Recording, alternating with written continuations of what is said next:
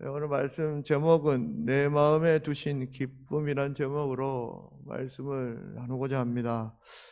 시편 4편은 표제에 보시면 다윗이 쓴 시입니다. 전체적으로 이 시는 비탄시, 종류는 이제 비탄시에 속합니다. 고난 속에서 하나님께 올려드리는 찬양, 기도인 것입니다. 특별히 이 시는 유대인들이 저녁 제사 때 자주 애용하는 시편 중에 하나였습니다. 아침에는 어둠이 물러가고 새날이 밝는 시간입니다. 특별히 예수님께서는 새벽 미명에 기도하시는 것을 참 좋아하셨습니다. 사실 이제 부활 예수님을 처음 만났던 시간도 아침이었다라는 것을 우리가 기억합니다. 저도 개인적으로는 아침 시간에 기도하는 것, 우리나라 신앙의 전통이기도 합니다만 저도 역시 아침에 기도하는 것이 제 생활 습관과 좀 잘 맞습니다. 어느 분이 좀 연세가 많은 이제 목사님들과 동료분들이 아침에 일어나는 거 안 힘드냐면 저는 밤에 눈 떠 있는 게 좀 힘들고 아침에 일어나는 거는 좀 솔직히 별로 안 힘들어요. 뭐 3시 이렇게 일어나도 그렇게 피곤하지는 않습니다. 근데 밤에 특히 금요 철야 기도회 때는 아주 제가 여러분 다 각자 이제 삶의 사이클이 다르니까 그 시간은 저는 좀 약간 좀 힘든 시간이기도 합니다. 저녁에도 역시 더 깊이 예수님께서 보면 철야 기도를 하시는 장면들도 성경에 나옵니다. 아침에는 하루를 여는 마음으로 기도한다면 저녁에는 하루를 정리하며 또 새 희망을 갖는 시간이기도 합니다. 삶의 자리에서 분주했던 일과를 다 내려놓고 다시 새 마음으로 하나님께 여쭙고 그 은혜에 참여하는 시간이 바로 저녁입니다. 발 닦고 누워 자는 시간 아니죠. 삶을 정리하고 하나님께 여쭙는 시간이 저녁이다. 다윗은 바로 이 밤에 하나님을 찾고 있습니다. 8절을 보시면 이렇게 나와 있어요. 평안히 눕고 자기도 하리니라는 시어가 등장합니다. 이것을 미루어 보았을 때 지금 그의 마음이 평안히 눕지 못하고 잠을 청하기 힘든 시간 속에 있음을 우리가 알 수가 있는 것입니다. 그러나 기도하는 가운데 시편 말미에 보면 이제는 평안히 눕고 잘 수 있겠다라고 지금 하나님 앞에 고백하는 장면을 보게 됩니다. 그렇게 되었던 것은 무엇일까요? 기도하는 가운데 하나님의 응답, 빛을 보았기 때문입니다. 불면의 밤 속에서 평안히 눕게 되었고 잠들 수 있게 된 것입니다. 오늘 저와 여러분들에게 우리 다윗이 만난 그 은혜, 하나님의 빛이 여러분 삶 가운데 비춰지시기를 주의 이름으로 간절히 축복합니다. 잠을 잘 자는 것, 이거 정말 축복입니다. 저도 청년 시절에 쓸데없는 고민이 많아서 밤잠을 이루지 못했던 불면의 시간들이 좀 많았습니다. 자려고 누우는데 잠이 안 오는 것만큼 괴로운 게 있을까 싶습니다. 몸을 혹사시켜도 잠을 못 잤어요. 물론 지금 그렇지 않아요. 그런 점에서 예배 시간에 주무시는 분들은 하나님께 복을 받은 자인 줄 믿으시기 바랍니다. 정말 그렇게 생각해요. 농담이 아니고 진짜 그렇게 생각합니다. 저는 어떤 상황에도 잠을 잘 자는 이들이 있습니다. 사실 잠은 마음가짐에 달린 것이죠. 어떤 마음 상태에 있느냐에 따라서 잠을 잘 잘 수 있습니다. 두 가지 얘기를 하나 하면서 말씀 이어가고자 합니다. 어떤 교회에서 목사님이 설교를 하고 계신데 한 청년이 꾸벅꾸벅 졸았어요. 목사님이 설교하다 계속 그게 눈에 쓰인 거야. 참고로 저는 신경 안 쓰입니다. 여러분 편한 마음으로 예배 참여하면 저는 신경 안 쓰입니다. 괜찮아요. 너무 신경 쓰인 거예요. 이분이 저보다 예민한 분이었던 것 같아요. 그래서 참다 못해 눈을 막 흘리고 봤는데도 자꾸 눈치 없이 자.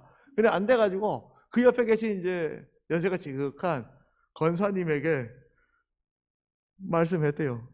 그 옆에 절고 있는 그 청년 좀 깨우세요. 이렇게 얘기했대요. 그랬더니 그 연세가 많은 권사님이 옆에 싹 이렇게 돌아보고 이렇게 투덜댔답니다. 참, 잠은 지가 재워놓고 나보고 깨우래. 아이고 참. 그것도 저는 안 깨우잖아요. 어떤 분이 그 목사님께 자신의 부족함을 이렇게 말하면서 고백합니다. 아유, 목사님, 설교 시간에 자꾸 잠이 와가지고 자꾸 자게 돼서 죄송합니다. 그때 이제 목사님이 웃으면서 이렇게 대답하셨대요. 근데 이 목사님은 이제 예전에 모셨던 그 원로 목사님이 그랬어요. 그분 얘기입니다. 이제 대민교회 원로 목사님이신 그분이 성경 구절을 자주 얘기하셨어요. 어떤 구절을 말씀하냐면 127편 시편 2절 말씀 인용해서 그분에게 이렇게 말했다고 합니다. 여호와께서 그의 사랑하시는 자에게는 잠을 주시는도다. 여호와께서 사랑하셔서 그런 건데 뭐가 문제냐? 괜찮다 이렇게. 그 어른은 원래 또 그런 스타일이에요. 그래서 제가 참 볼 때마다 참 존경스럽습니다. 똑같은 상황에서 어떤 시선을 갖느냐는 그래서 정말 중요한 것 같습니다. 사랑의 눈으로 서로를 용납하고 안아주시기를 주의 이름으로 축복합니다. 그런데 이 말씀의 앞부분을 살펴보면 이렇게 되어 있어요. 시편 127편 2절, 제가 방금 전에 인용했던 원로 목사님이 인용했던 그 말씀을 좀 언급하면서 오늘 시편과 함께 나누고자 합니다. 이렇게 되어 있어요. 너희가 일찍이 일어나고 늦게 누우며 수고의 떡을 먹음이 헛되도다. 그러므로 여호와께서 그의 사랑하는 자에게는 잠을 주시는도다. 헛됨이 뭐냐? 수고의 떡, 그것을 먹는 것이 헛되다. 수고의 떡은 뭐냐면 아침 일찍부터 늦은 시간까지 먹기 위해서 염려 속에서 애쓰는 해 아래에 있는 모든 수고. 이 시는 누가 썼을까요? 솔로몬이 썼어요.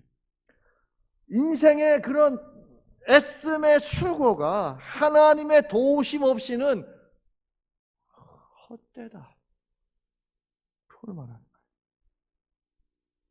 이런 수고, 염려의 삶이 우리를 풍부하게 만들 수 없다 말하는 것입니다. 그래서 그가 시편 120편 2절에 뭐라고 말합니까? 하반절에 여호와께서 그의 사랑하는 자에게 잠을 주시는도다 고백하는 것이죠. 왜요?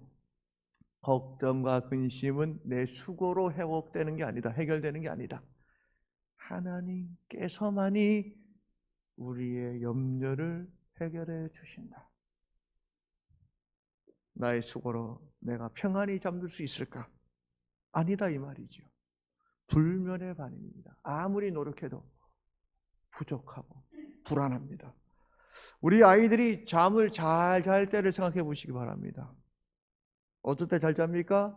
등 뜨뜻하고 엄마 젖을 충분히 먹었을 때 엄마 품에서 평안히 잠을 자는 것을 보게 됩니다.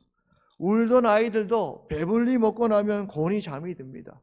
누가 먹이 쉬고 잎이 쉰다 말하는 것입니까? 하나님께서 그런다.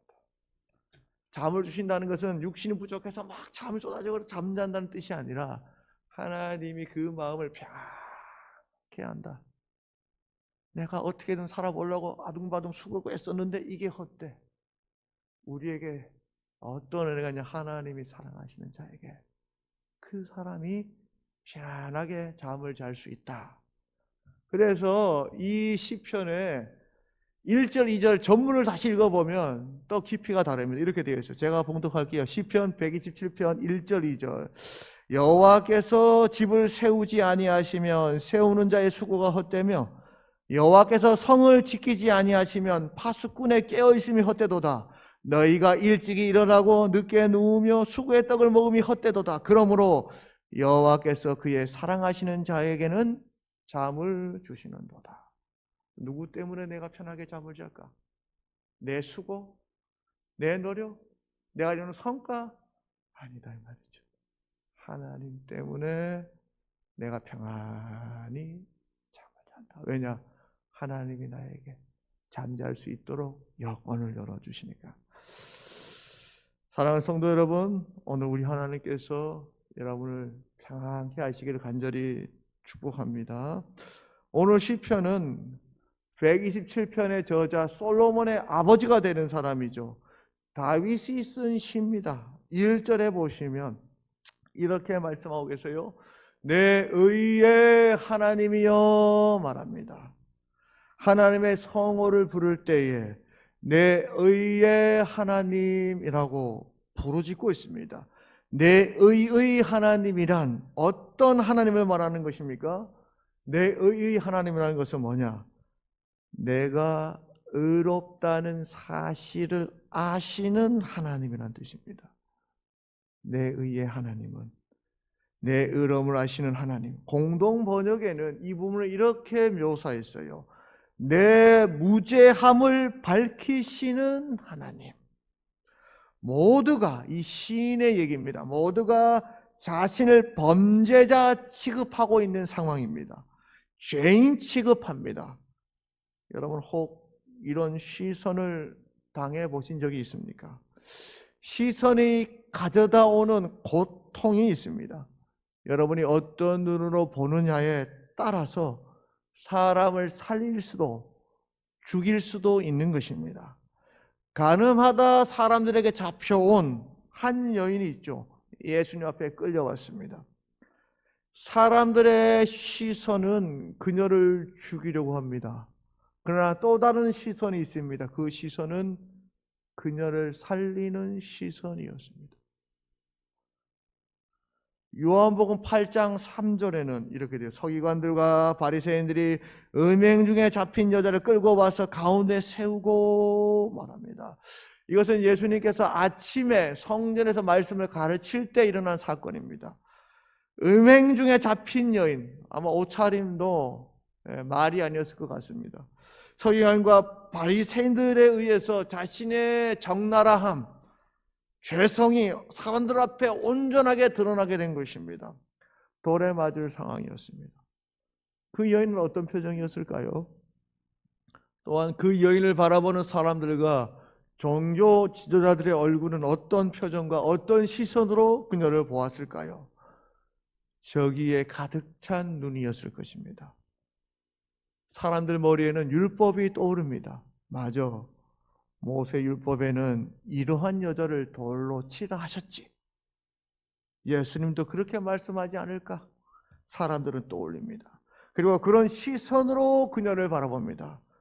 그런데 예수님의 말씀은 어떻게 이어집니까?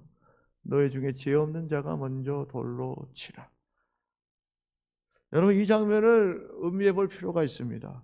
저 메시지, 죄 없는 자가 먼저 돌로 치라는 저 메시지 사이를 두고 전후를 두고 예수님께서는 어떤 동일한 행동을 하십니다. 7절에 이 말씀이 나오는데 6절과 8절에 예수님의 행동이 묘사되어 있어요. 6절에는 예수께서 몸을 굽히사 손가락으로 땅에 쓰시니 라고 적혀 있습니다. 말씀하신 이후에 8절에도 이렇게 나와 있어요. 다시 몸을 굽혀 손가락으로 땅에 쓰시니. 사람들은 죄된 여인에게 율법을 생각하며 저기에 시선을 보낼 때 예수님의 시선은 그녀의 보순 몸이 아니었습니다. 치부가 아니었습니다. 시선이 땅으로 향하고 있습니다. 저는 예수님의 시선이 사람들과 다르다는 사실을 목격하게 됩니다. 우리는 누군가의 허물이 밝혀지면 정면으로 바라보고 평가하는 것에 익숙합니다. 그런데 예수님의 시선은 우리와는 좀 달랐습니다. 그녀의 약점을 정면으로, 치부의 핵심으로 그녀를 바라보지는 않았습니다. 그렇다고 회피했다는 뜻은 결코 아닙니다. 예수님의 말씀과 그 모습을 본 사람들은 하나 둘 떠나가게 되었습니다. 오직 예수님과 여자만 남게 되었습니다. 예수님의 시선은 어디로 향하고 있습니까? 벌거벗은 여자였습니까? 아니면 무리였습니까? 그녀를 저기의 눈으로 바라본 사람들을 바라보았습니다. 요한복음 8장 10절에 이렇게 되어 있어요. 예수께서 일어나사 여자 외에 아무도 없는 것을 보시고, 예수님의 시선이 누구를 봤냐면 다른 사람들을 봤어요. 있느냐 없느냐 이렇게 봤어요. 우리의 시선이 어디에 맞춰져 있는가? 예수님의 시선은 우리의 시선이 어떻게 다른 이를 바라보는지 바로 그것을 보고 계신 분이라는 것을 우리가 깨닫게 됩니다. 그런 따가운 시선으로 누군가를 바라볼 때 그렇게 바라보고 있는 나를 바라보고 계신 분이 있다는 것을 우리가 기억해야 되는 것입니다. 내가 그런 따가운 시선을 바라볼 때 왜 그분은 우리를 바라보고 계시는가? 그 따가운 시선이 그것을 해당하는 그 사람의 영혼을 정말로 음부로 침잠하게 만드는 것이기 때문입니다. 그래서 예수님께서 그들을 보시고 말씀하시죠. 너희 중에 죄 없는 자가 먼저 돌로 쳐라.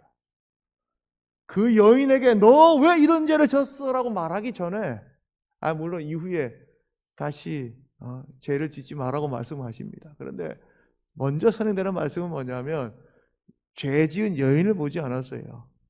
죄 지은 여인을 그런 눈으로 바라보는 청중을 먼저 바라보셨고 청중에게 먼저 말씀하셨다. 이거 되게 중요한 메시지죠. 타인을 저기의 시선으로 바라볼 때 그 시선으로 한번 자기 자신을 바라볼 수는 없겠니? 주님께서 묻는 것은 아닐까? 내 의의 하나님이여, 부르짖는 기도는 누구 하나 주님처럼 따뜻한 시선으로 다윗 바로 그 자신을 바라보는 이가 없다는 고통 속에서 부르짖는 기도인 것입니다. 내 의로움을 풀어줄 사람, 내 무지함을 풀어줄 사람은 하나님밖에 없습니다. 내 의의 하나님이요. 다윗의 대적들은 다윗을 어떻게 대하였습니까? 2절 중반절에 이렇게 되었습니다. 나의 영광을 바꾸어 욕되게 하며 헛된 일을 좋아하고 거짓을 구하려는가 말합니다.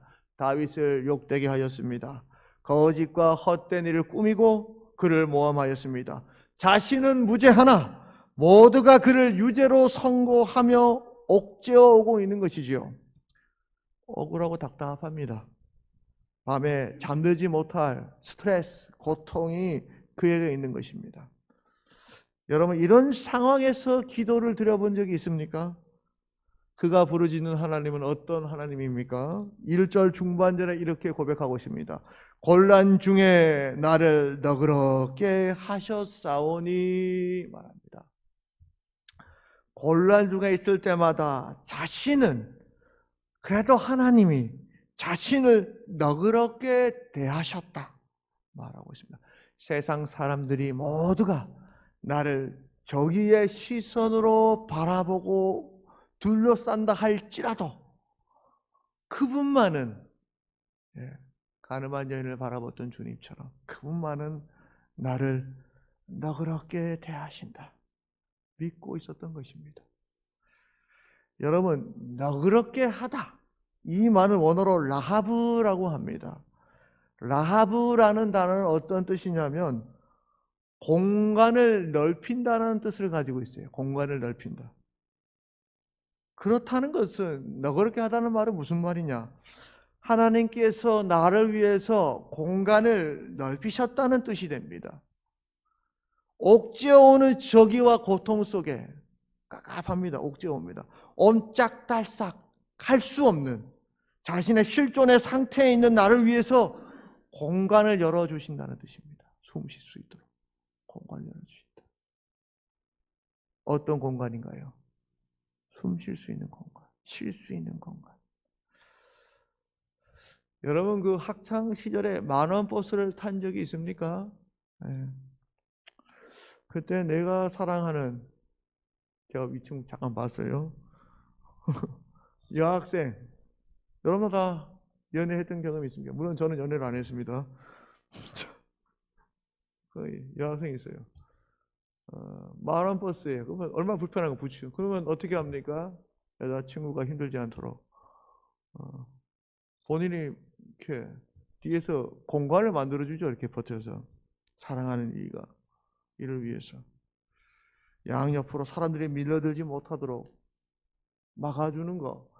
아마 우리 어르신들 남자분들은 뭐 한두 번씩 또 그런 경험들이 있지 않을까. 또 사랑하는 우리 아들 딸들은 치이지 않도록 공간을 이렇게 애쓰면서 막았던 시간들이 분명히 있죠. 지금 누가 그렇게 하고 있다 말합니까? 하나님이 억제오는 고통 속에 있는 자신에게 수시로 또 좀 공간을 열어주고 계신다. 막아주고 계신다.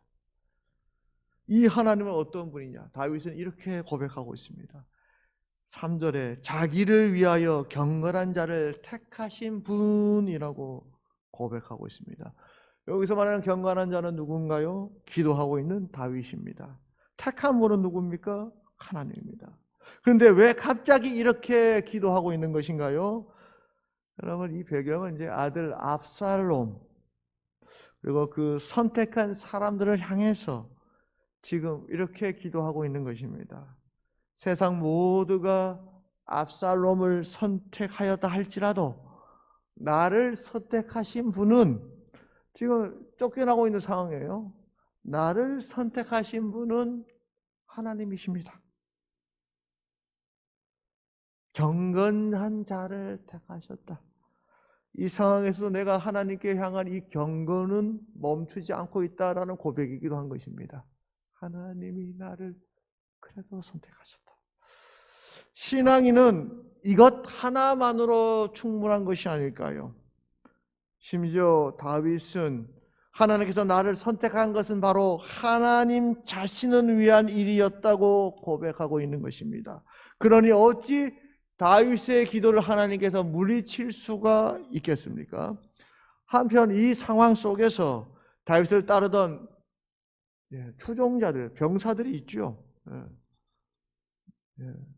압살롬에게 쫓겨날 때에도 그를 따랐던 병사들이 있습니다. 그들 역시도 어찌 이 압살롬 왕자가 아버지를 몰아내는 반역을 깨할 수 있을까? 분노의 시간입니다. 밤에 모두가 분노가 부글부글 끓어올라서 잠을 잘 수가 없는 그런 시간들 속에 있습니다. 그런데 이 순간 기도하고 있는 다윗의 모습을 보시기 바랍니다. 4절에 자신의 추종자들, 병사들에게 이렇게 권면합니다. 너희는 떨며 말합니다. 이 떤다는 건 추위에 떤다는 뜻이 아닙니다. 분노에 바들바들 떠는 것을 말합니다. 분노하지 말라는 뜻이에요. 너희는 떨며 범죄하지 말지어다. 자리에 누워, 지금 밤이에요. 자리에 누워 심중에 말하고. 이 말은 무슨 말입니까? 입으로 숭숭숭 말하지 마라 이 말이죠. 막 분노의 욕을 막 하지 마라 이 말이에요. 경건한 자라고 지금 분명하게 본인이 지금 내가 이러한 억울한 상황에서도 하나님이 자기를 위하여 경건한 자를 택하신 분이다라고 얘기하는 것이죠.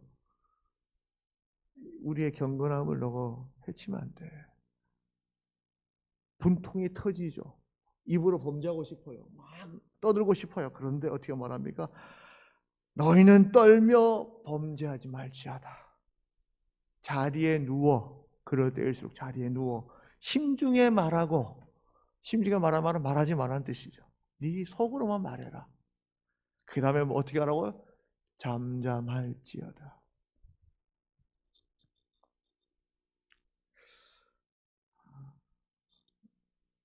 어떻게 이럴 수 있을까? 오히려 이렇게 말합니다. 우리가 이럴수록 의의 제사를 드리고 여호와를 의지하자라고 자신의 추종자들에게 권면하고 있는 장면을 시를 통해서 보게 됩니다. 그렇게 다독이며 시간이 지나가고 있습니다. 절망스러운 밤입니까? 분통의 밤입니까? 다윗의 그런 다독임에도 이런 수군거림이 있습니다. 6절 여러 사람의 말이 우리에게 선을 보일 자 누구뇨 말합니다. 이 선이라는 단어는 이게 단어가 비라는 단어로 같이 사용되기도 합니다. 히브리어로는. 그러니까 하나님께서 가뭄의 시간들 속에서 이른 비와 늦은 비를 내리는 것은 하나님의 선이기도 합니다. 비가 내릴 때 말라비렸던 생명이 힘이 돋아나고 새싹이 돋아나고 희망이 돋아납니다. 뭐라고 말합니까? 우리에게 선을 보일 자 누구냐? 메마른 가슴 위에 비를 내리실 분이 누구냐? 다윗의 추정에 수군수군되고 있고 전적으로 하나님을 의지하지 못하고 있으며 회의에 차 있으며 절망하고 있습니다. 그때 다윗은 그들의 말에 흔들리지 않습니다. 오히려 절망의 순간에 계속 기도하고 있는 것입니다. 우리에게 선을 보일 자 누구냐? 모두가 그들을 외면한 것 같은, 하나님조차 자신들을 외면한 것 같은 그러한 순간 속에서 기도하고 있는 것입니다. 여러분, 그 기도가 뭡니까? R.S. 토마스라는 분은 기도에 대해서 이렇게 정의 내렸습니다. 기도는 사랑하는 이의 주의를 끌기 위해 하늘의 창문에 던지는 작은 조약돌이다. 하나님, 그 창문 좀 열어주세요. 저 좀 봐주세요. 여러분이 기도할 때 하늘의 창문을 두드리게 되는 것입니다. 그러면 보는 것이죠, 사랑하는 거. 영어로 기도는 prayer죠, prayer. 근데 이 말은 라틴어에서 왔어요. 제가 발음은 안 좋습니다. 프레카리우스라는 라틴어에서 왔는데 이 말이 뭐냐면 불확실한, 위험한, 위태로운이라는 뜻을 가지고 있어요. 기도의 원이 불확실한, 위태로운, 위험한. 그럼 기도는 뭐냐? 불확실하고 위태로운 상황 속에서 인간이 하나님을 향해 나가는 것, 그것을 통해서 불확실함이 확실함으로 서게 하는 것이 기도다. 여러분, 지나가는 배의 불빛을 보고 어떤 선장이 항해 기준을 삼겠습니까? 선장은 하늘의 별을 보고 항로를 정하는 것입니다. 기도가 바로 이런 것인데 인생들의 말에 따라서 방향을 잡는 이들이 있습니다. 하나님께 기준을 두고 방향을 잡는 것, 그것이 기도입니다. 그래서 그가 간구합니다. 6절 하반절에 여호와여 주의 얼굴을 들어 우리에게 비추소서. 비추다라는 말은 주로 이제 태양을 비유할 때 쓰는 말이죠. 그런데 얼굴이라는 표현을 썼습니다. 밤 시간입니다. 자신의 인생에서 아침이 오기를 기대하고 있어요. 이 아침은 태양이냐? 아니다 이 말이죠. 하나님의 얼굴, 주를 보는 것이 아침을 맞이하는 것이다 라고 영적으로 지금 시적인 언어를 써서 비유적으로 표현하고 있는 것입니다.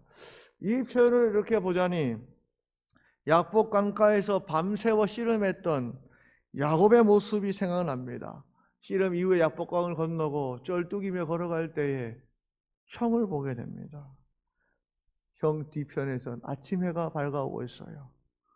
그 순간 야곱의 눈에는 형의 모습이 하나님의 얼굴로 느껴지게 됩니다. 아침에 상봉 장면이 하나님을 만나는 시간이었다라고 우리가 깨닫게 되는 것이죠.